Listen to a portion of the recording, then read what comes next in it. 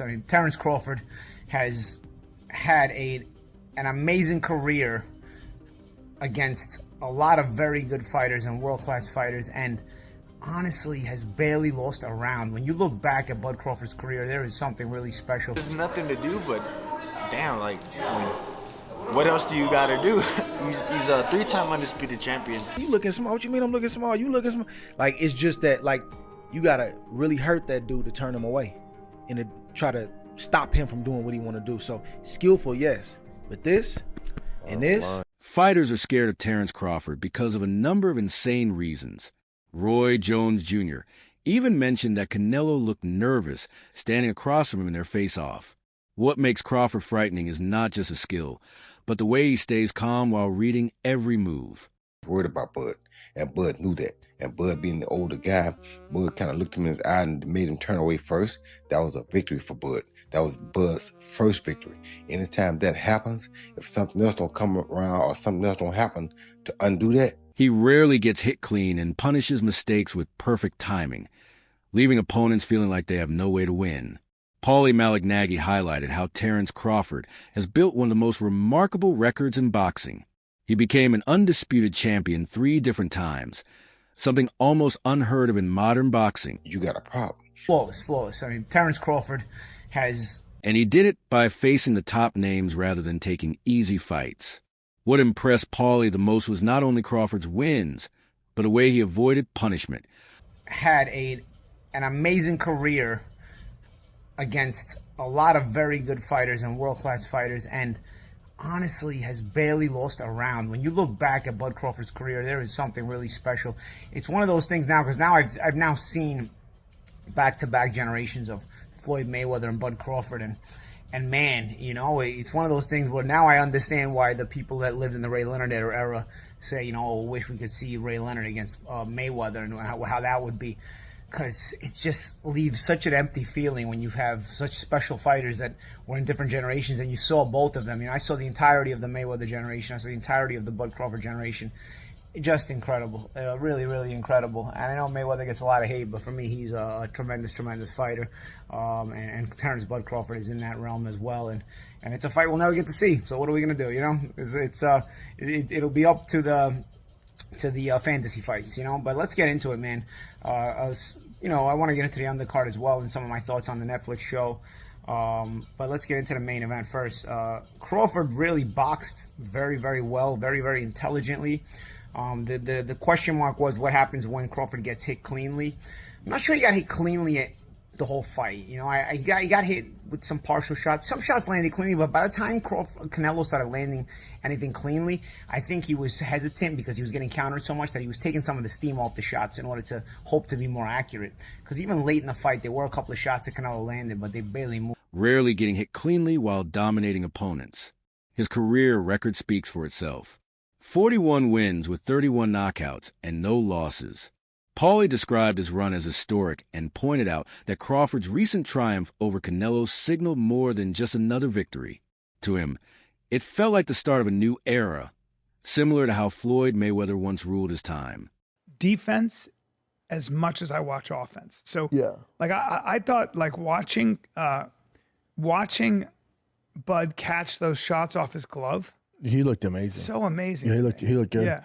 He'd go to a body and he'd catch that and come up with an uppercut. You know, just all those things that seem... He looked great. Yeah, I've never seen anybody do that ever. No one has. Yeah, he's the best. Canelo. Ever. Yeah, he's the best. And I think he would do that to Canelo on his best day. And Canelo said it, he goes, I couldn't figure him out. No. Which is why he probably won't fight him again, in a way. They'll fight again. You think so? The payday, yeah. But so you're going to get Canelo, because the money's in Canelo Crawford, the rematch. Yeah. I don't want to see it, but I want Crawford to get paid, so might as well do it. In Paulie's view, Crawford has now positioned himself as a defining figure of this generation. Brian expressed how extraordinary it was to watch Terence Crawford against Canelo, pointing out that he had rarely seen such a balance between defense and offense in modern boxing. In most fights, a boxer excels in one area while leaving the other vulnerable. But Crawford showcased both with remarkable sharpness. Against Canelo, somebody that, like, I can bet the house on is Bud. Who's the most skilled fighter today? Bud is definitely one of them, for sure. Me and him we so much alike in our mentality. Like soon as I see this dude, he come in the room or I come in the room, we start arguing about basketball, wrestling, anything, bro. Like, man, you can't, man, you looking small. What you mean I'm looking small? You looking small. Like, it's just that, like, you gotta really hurt that dude to turn him away and to try to stop him from doing what he want to do. So skillful, yes, but this and this. Proved that he could not only neutralize attacks with his tight guard and slick movement, but also switch into offense instantly to punish every opening. Brian noted that this kind of complete package is what makes Crawford different from many other champions because he can shut down an opponent's weapons while building his own momentum. For him, it was incredible to witness a fighter not just avoid damage, but also dominate an elite opponent with composure and skill. Andre Ward gave high praise to Crawford, calling him the most skillful fighter among his peers. Ward, who himself was a master technician in his era, highlighted Crawford's mentality, saying that if Terence sets his mind on achieving something, he will go to any extent to make it happen. Mom, I was going to be a world champ. I told him we would be. How'd that make you feel? It filled me with rage. And every time I stepped foot in the ring or anything that I ever did, I just wanted to win so bad so I can prove a point to her. I paid the kids, I said, if y'all can whoop Bud, I give y'all $10 a piece. Could none whoop him. You went out on the street. Yeah. What's now Bud Crawford Street. Yeah. And offered $10 to anyone who can kick my son's butt. Yep. And a lot of takers. Yeah, no kids in the neighborhood. Couldn't nobody whoop them. What did he tell you then? He told you, Mom, I told you I'm the best. According to Ward, the only way to stop a fighter like Crawford is to truly hurt in the ring, because tactical tricks alone will never be enough. Crawford's adaptability, switching stances, and ability to think under pressure put him in a rare category of fighters who can impose their will no matter what. Ward's view reinforced the idea that Crawford's success is not accidental. It is a product of determination, grit, and relentless commitment to overcoming challenges. You did at 154 ever crossed your mind at this point that you at in your career? Not at all, because I'm looking at the landscape of the 154-pound division. There's a lot of great fighters, but there's not a lot of defining fights at 154. There's not a lot of legacy fights at 154. You know, when I'm looking at the landscape of 154, I beat, what's his name? Majimov? No, 154? No. The champion that just knocked out Tim Tszyu. Oh, Baccaram. Yeah. Okay, so Baccaram, they're going to say, who was Baccaram? Facts. He knocked out Tim Tszyu that already had losses. I would put you down with Fedora, though. But Fedora already been knocked out. Yeah, he did.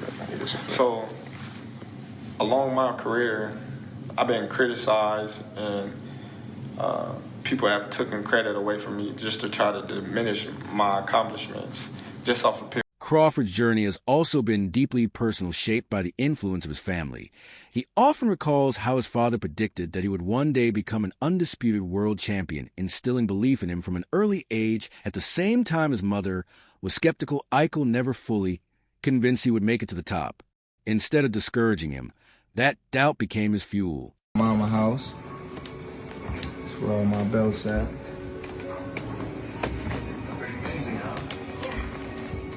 You know, hard work, dedication, things that y'all favorite fighters, some of them, ain't got. So I see why y'all mad. See why y'all mad. Ooh, look at that one right there. This where it all started at. Right here. This one. In Texas. In Texas, baby. Don't hate. Just congratulate. Each time Crawford stepped into the ring, he carried with him the desire to prove her wrong. Over time, with every win and every belt, he not only fulfilled his father's vision, but also won his mother's pride.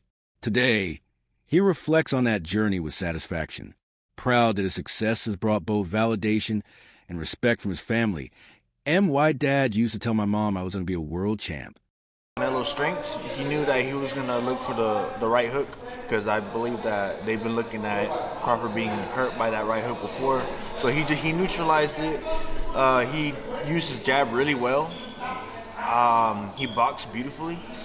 And, man, I mean, he did everything right. Yeah. Now, let's talk about Crawford first, because obviously we can get to Canelo later, but in the post-fight, they asked him, a media member asked him if he'd come back down to 154 to fight Boots. Obviously, in the same token, I took it as, all right, Boots or Virgil, right? And he said he's not coming back down to 154. What are your thoughts on him not coming down, and what do you think he will more than likely do next? I don't know what he's going to do. I did read something that said he'll go down to 160, you know? And I think that is definitely a possibility, and that fight can still happen at 160. And as far as what he's going to do now, I mean, I don't know. He kind of beat the final boss of the game. You know what I mean? Yeah. There's kind of nothing. I don't want to say there's nothing to do, but damn, like, I mean, what else do you got to do? he's a 3-time undisputed champion. He made some good money. At this point, he's just a free player right now. I guess he can do whatever he. I told him how that make you feel. It filled me with rage, and every time I stepped foot in the ring, or anything that I ever did, I just wanted to win so bad, so I can prove a point to her. I paid the kids. I said, if y'all can whoop Bud, I give y'all $10 apiece.